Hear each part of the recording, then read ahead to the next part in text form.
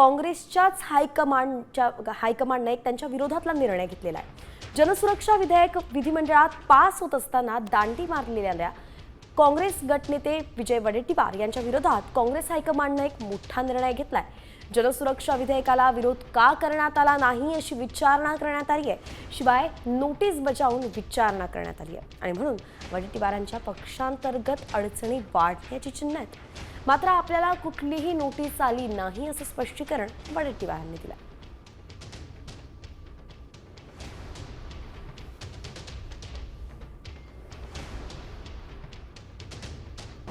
नाही, मला हायकमांडची अजिबात कुठलीही नोटीस आलेली नाही।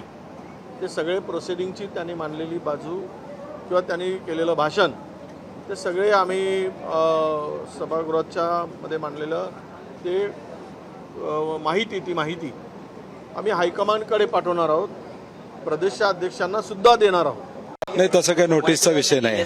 नाही, तशी काही नोटीसचा विषय नाही। गटनेते उपस्थित नव्हते ज्यावेळी सादर केलं जात होतं। नाही, मला वाटते अचानकपणे ते आलं। मी वडेट्टीवार साहेबांशी त्याची चर्चा केलेली आणि चर्चा करतो, माहिती घेतो, परंतु तसला कुठला विषय नाही। आता isakal.com आहे देशातील नंबर 1 ची मराठी न्यूज वेबसाईट। प्रत्येक अपडेटसाठी isakal.com ला नक्की भेट द्या।